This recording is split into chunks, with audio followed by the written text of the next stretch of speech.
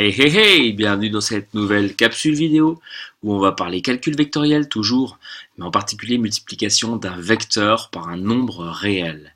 Alors on est vraiment en plein dans le calcul vectoriel, c'est-à-dire qu'on va s'intéresser à une nouvelle opération, une multiplication, mais un peu particulière vu qu'on multiplie un nombre par un objet, un dessin mathématique, un vecteur. Mais vous allez voir qu'on peut appliquer les règles que l'on connaît traditionnellement à ce nouveau type de mélange. Donc on commence par définir ce que c'est que le produit d'un vecteur, justement, qu'on va appeler U par exemple, par un réel K.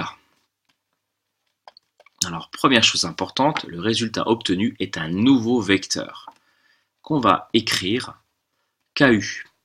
On peut dire K fois U, mais en tout cas hors de question de mettre le fois que vous connaissez bien entre un nombre réel et un vecteur. C'est vraiment réservé au produit de deux nombres, ce symbole-là. Donc ici, simplement K fois U. Alors, qu'est-ce que c'est que ce vecteur K fois U? C'est un vecteur qui vérifie trois choses.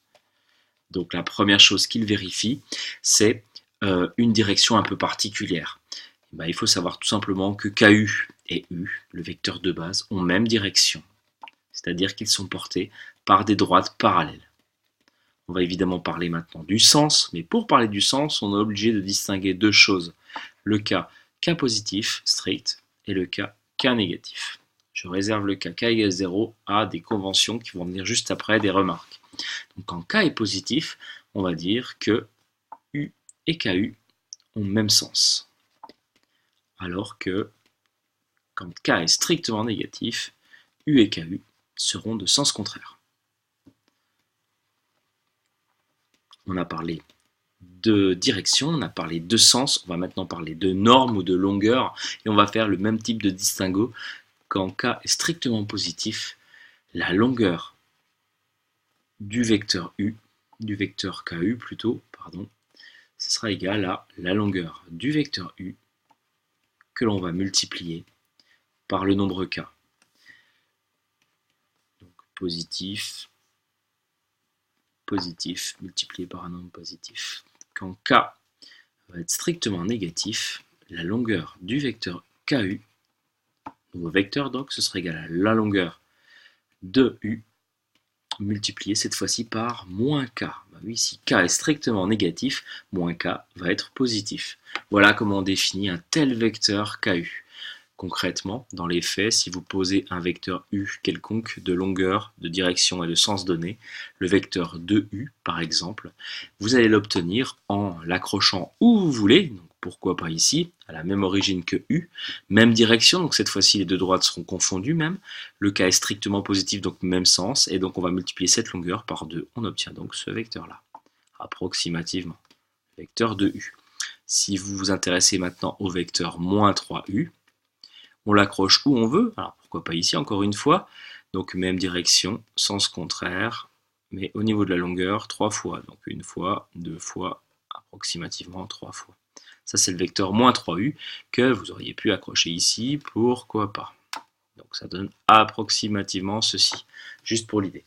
Alors quelques conventions maintenant, quand vous prenez 0 fois n'importe quel vecteur U, attention, hein, pas de fois. 0 fois n'importe quel vecteur U, ça fait évidemment le vecteur nul. Ça, c'est valable pour tout U. Tout vecteur U. Et à l'inverse, pour tout nombre K, si vous multipliez K par le vecteur nul, qu'est-ce qu'on obtient? Évidemment, le vecteur nul toujours. Quelques propriétés. Si vous multipliez si vous multipliez un vecteur BU par un nombre A, pardon, vous obtenez le vecteur ABU. Donc en gros, au même titre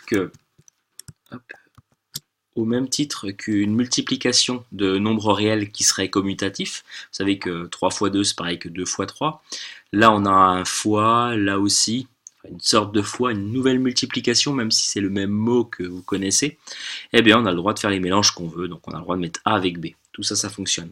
Quand vous avez A plus B, le tout fois vecteur U, qu'est-ce qu'on a le droit de faire? Une espèce de développement, ça fait AU, plus BU. Ça fonctionne très bien. On le verra dans les faits sur des exemples. Et puis à l'inverse, quand vous avez A facteur de U plus V avec deux vecteurs U et V cette fois-ci, et non plus deux réels, bah pareil, vous pouvez faire une espèce de distributivité liée à cette nouvelle multiplication AU plus AV. C'est plutôt naturel à utiliser. Voilà pour les propriétés et puis les choses à savoir. Je vais finir par quelques exemples. Juste ici.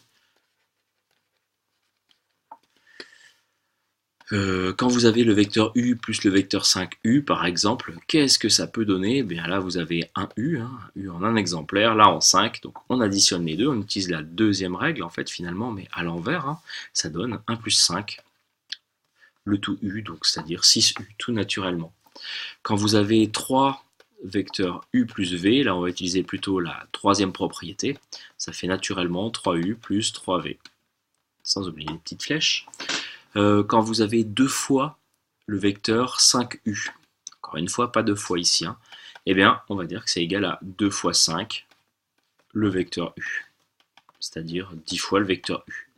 On pourrait très bien aussi dire que c'est 5 fois le vecteur 2U, ça revient au même. Quand vous avez moins 4 vecteurs U, qu'est-ce qu'on peut faire de ce moins? On peut l'attacher au 4, moins 4 vecteur U, ou alors le mettre simplement devant. Abus d'écriture, mais en tout cas, aucun souci, ça fonctionne très bien. Puis je finirai par une petite équivalence. Quand vous avez une relation entre deux vecteurs, un vecteur UV qui est égal à 4 fois un vecteur U, par exemple, et bien ça c'est équivalent, c'est-à-dire qu'on peut aller dans les deux sens, c'est égal à, tout naturellement, vecteur U égale 1 quart du vecteur V. Et ben, exactement comme dans les réels, quand vous avez x égale 4y, vous avez y qui est égal à 1 quart de x. Le 4, en gros, on le passe de l'autre côté, il y a un fois ici, il y en a un ici, mais c'est le nouveau fois que l'on a découvert ici. Donc les exemples plutôt naturels. Donc voilà, nouvelle multiplication, mais qui s'adapte très bien à ce qu'on fait. Ce qu'il faut comprendre, c'est que les opérations, le sens des opérations est le même que ceux que vous connaissez déjà, sauf que là on travaille sur des dessins. A bientôt pour une prochaine vidéo.